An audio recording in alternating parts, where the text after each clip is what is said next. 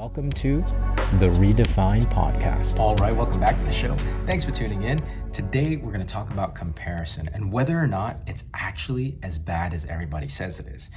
In the personal development world, in the self-development and motivational world, we hear it all the time. We hear people say that we shouldn't compare ourselves to others. And I get that, right? The comparison often puts us in a negative emotional and negative mental state. However, I think that's only a small piece of the puzzle, right? I think there's a larger conversation, a larger context around comparison. And I'll take it a step further and say that comparison is actually necessary if we're on a growth journey, right? So that's what we're going to get to today. Remember, this show is all about redefining, and I want to redefine the word comparison for you so that you can then use it more productively, and that comparison can then serve you. All right. Now, I started thinking about this particular topic around comparison because in the last episode, we were talking about the gap, right? The gap between your vision and your ideal self and where you want to take your life and the goals that you have versus where you are now and who you are now, right? And really, the only way we become aware of that gap is if we're making the comparison between the two. I also thought about this as a result of recently scrolling through social media. Now, I don't do this often, right? Like I generally get on social and look at my feeds for research or if I'm creating and posting content. But occasionally I do get on there just to kind of shut my brain off and to mindlessly scroll, right? I'll spend maybe 15, 20 minutes scrolling and just allow myself that decompression. Recently, I found myself while I was scrolling, I found myself comparing myself to the content that I was seeing. I follow a lot of really interesting and compelling accounts, right? I follow a lot of hikers, let's say, for example, right? People that are campers. And I found myself thinking, like, how are these individuals always finding themselves at, the best hikes and with these best views and the best vistas ever? How are they doing this all the time? Or even like these luxury brands sometimes, these luxury lifestyle accounts that I follow.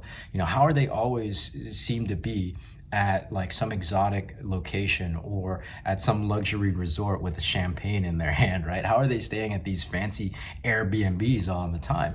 And I had to catch myself and remind myself that, okay, Ronnie, remember, this is just very, very curated content, right? And I even realized this with the podcasts I listen to, right? The Brendan Burchard podcast, Lori Harder, Jasmine Star, these individuals that I really look up to and that I consider my mentors, Alex Hermosi, right? Like I got to thinking, like, man, how is it that these individuals always seem to have it so together? How is Alex Hermosi so super, super productive? And he's always on top of his game? How is it that Brendan Burchard is always delivering such high quality content?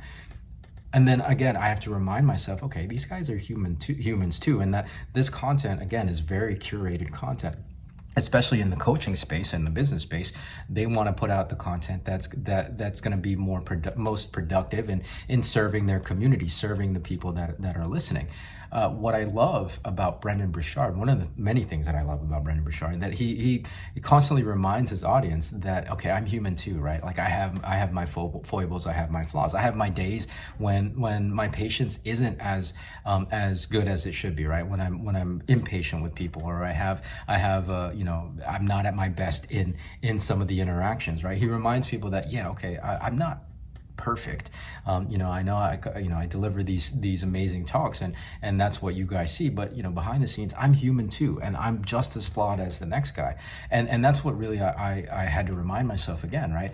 Not only is the content very curated and very narrow sliver peek into their life experiences, but there's also a human being behind all of this, and that human being is just as flawed, experiences as many struggles or even more struggles, experiences challenges and difficulties just like I do, right? And so to compare myself to what I'm seeing and the content that I'm seeing is really it's not fair to them obviously, and it's not fair to me, right? It's not fair to me. Now, it's not the comparison so much that's the issue, but it's the negative judgments I make of myself as a result of that comparison, right? It's that self-judgment. It's that feeling that I don't measure up to these ideals, right? I don't measure up to who I need to be in order to achieve the goals that I want to achieve. And that's not really fair, and that's not really productive.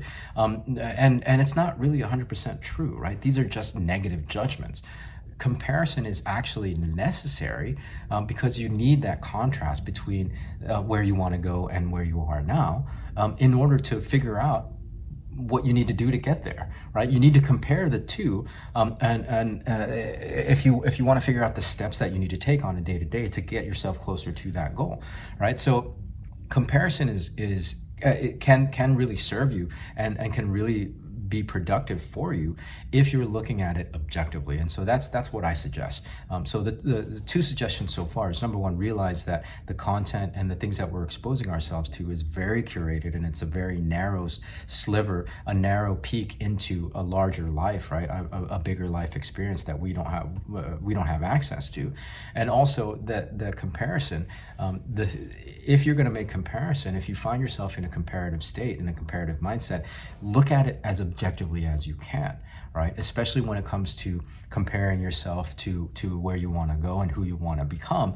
Look at it objectively and dissect it in a way that you can put it into small bite-sized actionable steps on a day-to-day that will actually then get you closer towards that ideal, right? Towards that ideal. So those are two suggestions. The third suggestion is always remember that even though there is a gap between where you are now and where you want to be, there's still so many things in the here and now in your life right now. Even if you're experiencing difficulties, even if you're experiencing challenges and adversities, there are still so many things in the here and now, in your present and current circumstance, that you can be grateful for.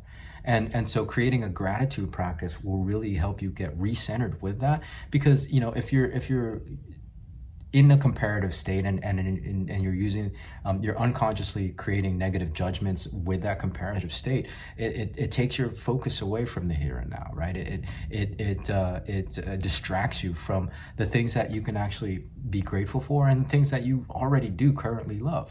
Chances are there are many things in your life right now that you love. Again, even if you're experiencing challenges, even if you're experiencing adversity, there are still so many things that you can be grateful for. So creating a gratitude practice will actually help you really be in a space to be less harsh on yourself when you're making comparison. It'll actually allow you to be centered so that you can look at the comparison objectively, as opposed to looking at the comparison through a negative judgment, right?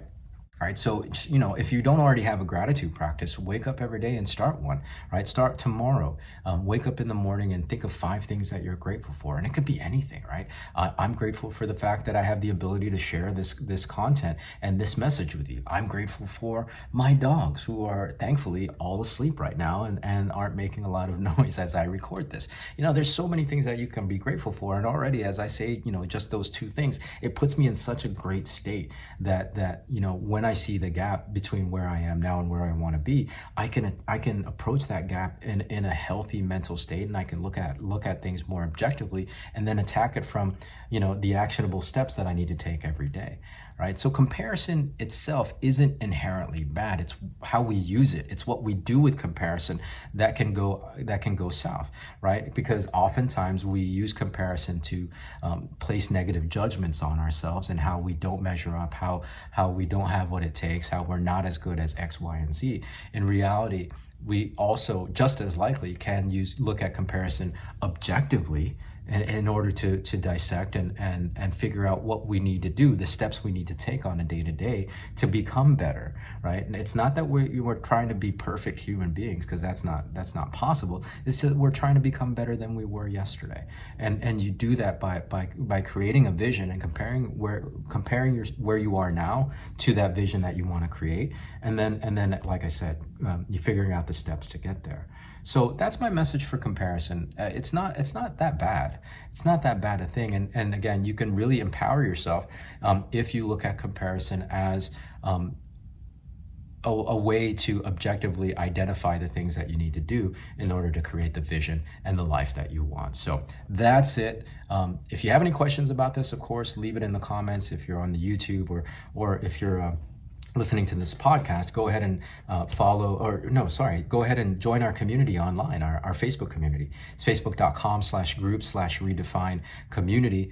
We can have this discussion. Again, the community is still relatively small. So, I stay very engaged with that community. And so that's a great place to find support, to ask your questions, to start discussions on this topic and whatever topic that happens to be on your mind, right? So go to there. Again, it's facebook.com/group/redefine community. And of course, more to come from me in a couple of days. So until then, be well, be safe. We'll see you in the next episode.